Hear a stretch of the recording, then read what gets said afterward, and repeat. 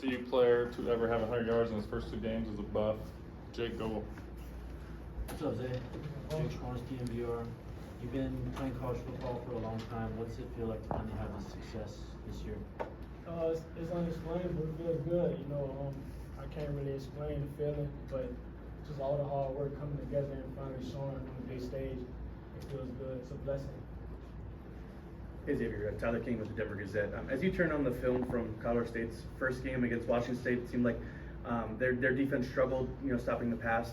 Washington State was able to throw for a good amount of yards. Do you guys see, as an offense here, that you're able to maybe replicate what you guys did in Week 1 against TCU? Yeah, we just got to keep on stacking days and getting better in practice so that we can come out with a fast start. Not like how we came out last week versus Nebraska. We want to come out fast, scoring the first drive, scoring almost every drive. So we just got to come out and execute our plays and the game plan that coach give us, and we'll be smooth.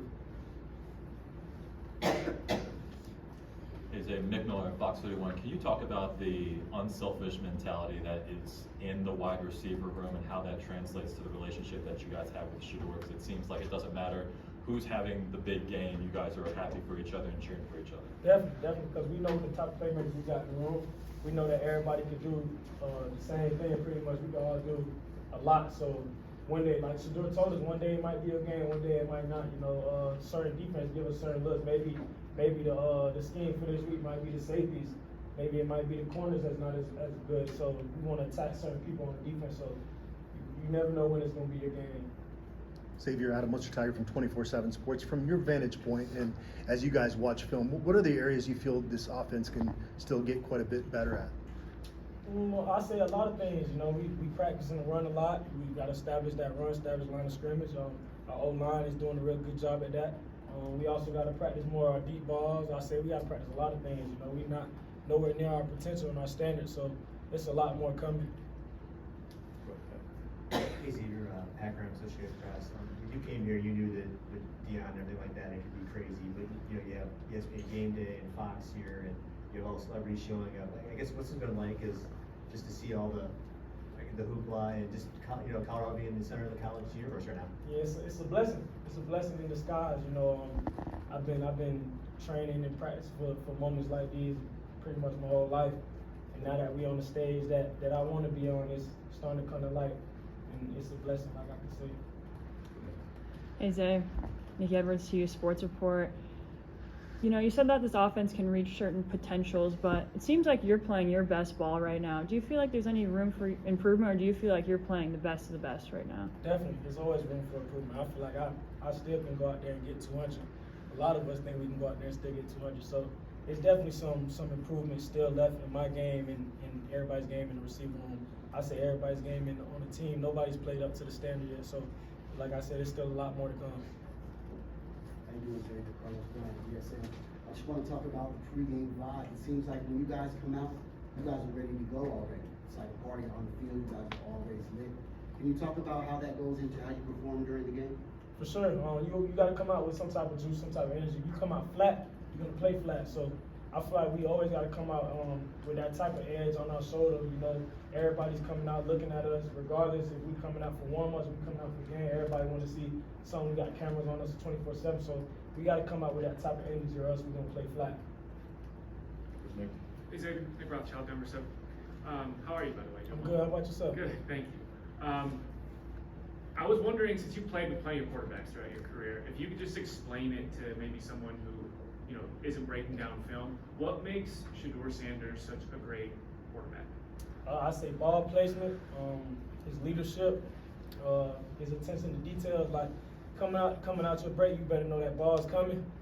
Scrambling, you better scramble because he's gonna scramble. The play is never dead when you think it's dead. So it's just the little things he does and how he carries himself as a person, as a leader, is different. It's different. Hi, Ariel Studio 9 News.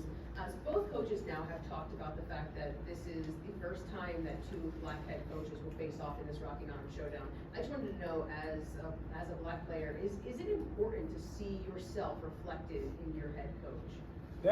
Definitely.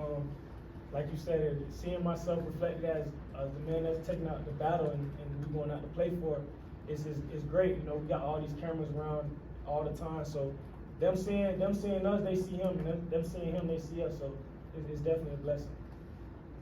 Xavier, Brian Helms with the camera. You mentioned all the hype that's around you guys.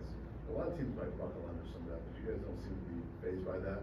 What is it about the makeup of this team that you guys aren't fazed by all the cameras and all the notoriety? And do you think it helps that you guys have had it all off season? Definitely. I say because we know what we got in the room, we know what we got on the team, maybe the people outside looking in only see YouTube videos or stuff like that. They don't know what we got. So I say that's really what it is. We know what we got and pretty much people don't. We saw T.O. warming up with you guys, getting ready for the matchup. Obviously, Michael Irvin has been here consistently. As a wide receiver, what does it mean to be able to have these Hall of Fame wide receivers here on campus, giving you guys advice, and what have you taken from these guys? That's self-explanatory. You got them type of guys in your room, and you got them type of guys on your back, helping you out every day, just looking up to them, critiquing you on certain little things. You feel like you messed up, go talk to one of the greats. So it's just amazing just to have them in our room, and they all been level-headed, down-to-earth people. You think like, oh, he in Hall of Fame, he ain't really he think he better be he just like us, and he come to teach us, coach us up and stuff like that. You guys have any questions you want? So it's a blessing. Jimmy Sipros, 247 Sports. TCU, y'all were underdogs. Nebraska, the game was supposed to be close. This game we're supposed to win by a lot. So what does that change your mentality at all? Not at all. Not at all. We just still gotta come out strong, come out fast. We can't come out flat. Can't take no team for granted. Every game we're gonna have a big target on our back, no matter who we play. So it could be Alabama we gotta play. We gotta come out strong. It could be whoever y'all want to say, but we gotta come out strong regardless because it's everybody's Super Bowl. When they play CU, they want to get this dub because they know the stage that they're gonna be on as well. Hey Xavier, Jack Harlow with Buffalo's Wire.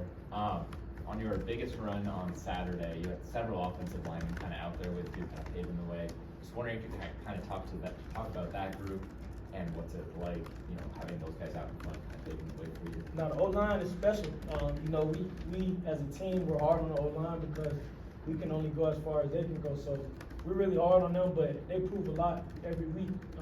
Every week somebody from another team talks about how that's our weakest link of the team, but day in and day out, they prove everybody wrong. They prove us wrong. They prove the coaches wrong. So we bank on them a lot, and they just leading the way.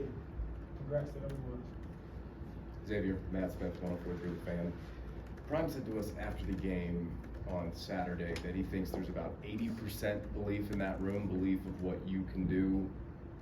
Would you agree with that assessment? And what do you think it takes to get to 100% belief? Yeah, I think we only been a team for a couple months, so it's still kind of hard for some people to believe that the things that we are doing in such a little time. So just like the outside people looking in, I know there's still people out there that don't believe. They think a lot of this stuff is lucky or a lot of this stuff is a fluke. So I definitely believe we got some people on the team that probably don't believe, but I know it's coming along. I know they believe it now.